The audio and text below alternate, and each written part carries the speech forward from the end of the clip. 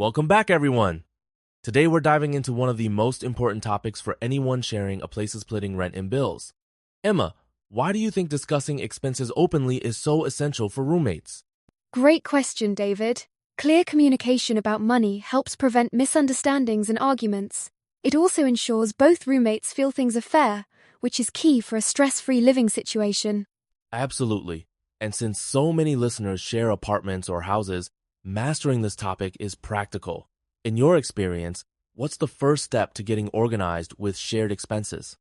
For me, the first step is listing every monthly cost: rent, utilities, internet, groceries. Seeing all the numbers in one place makes it easier to plan and split things fairly from the start. Let's get into specifics. Can you walk us through the main expenses roommates usually share and maybe give some sample numbers for clarity? Sure. For example, our rent is $200 per month. Utilities like electricity and water average $150, and our Wi-Fi bill is $60. We also spend about $400 on groceries together. That totals $810 each month. So, to keep it simple, you divide 810 by 2, which is 905 each. But what if one person eats out more or uses more electricity? That's where negotiation comes in. Sometimes, roommates agree to split fixed costs like rent and utilities evenly, but adjust grocery costs based on who eats what or keeps track with receipts.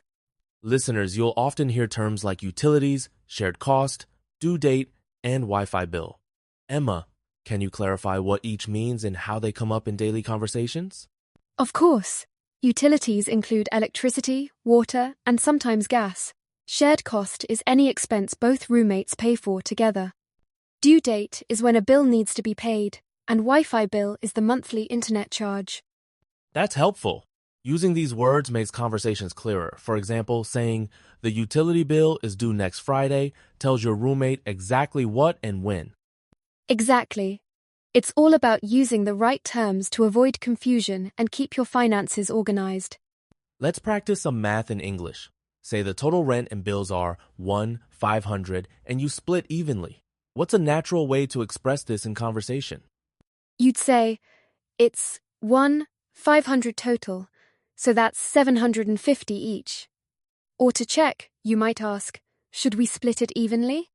This keeps things clear and confirms you both agree on the math. Great point. Using numbers in real time like, how much do I owe you for groceries, builds number fluency in English. Plus, repeating the amount out loud helps prevent errors, especially when transferring money or paying cash. Sometimes roommates have different opinions about what's fair. What are some polite ways to negotiate or suggest changes without causing tension? Using modal verbs softens your language. For example, should we use an app to track expenses? Or, could we alternate paying for groceries? These phrases invite discussion instead of demanding a solution. And if you disagree, you might say, I'm not sure that's fair. Can we talk about another way? This keeps the conversation positive and collaborative. Exactly. The goal is agreement, not argument. Being clear but respectful is key to successful negotiations. Let's talk about staying organized. Do you recommend any tools or strategies for tracking who's paid what? Absolutely.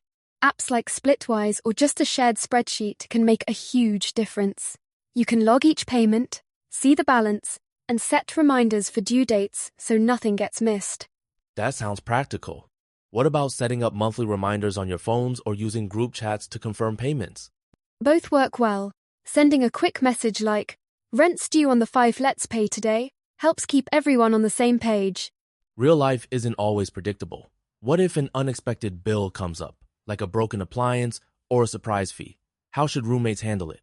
It's best to talk openly right away. For instance, the washing machine repair was $80, should we split it?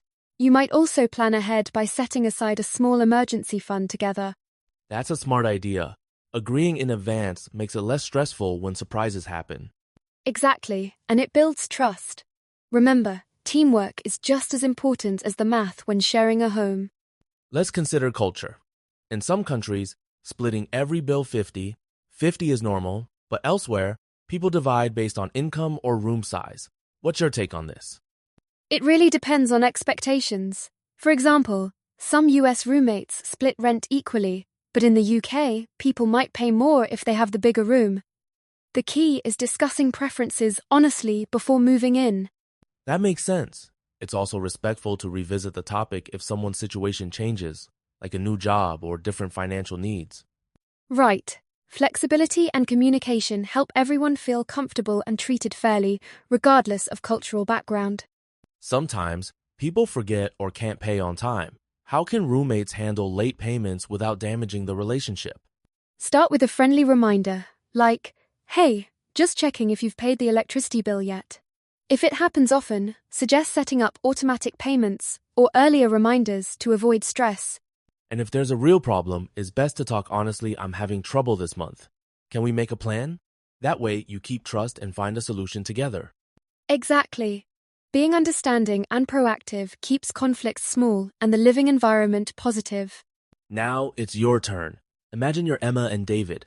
Practice saying, "How much do I owe you for the Wi-Fi bill?" Or, "Let's go half on groceries this week." Try negotiating as both roommates. Should we split the rent evenly? Or do you want to pay a bit less since you have the smaller room? Then, respond politely and suggest a solution. Speak out loud, even if you're alone. Using these phrases makes you more confident in real situations. And remember, the more you practice, the easier these conversations will become. Good luck and happy sharing.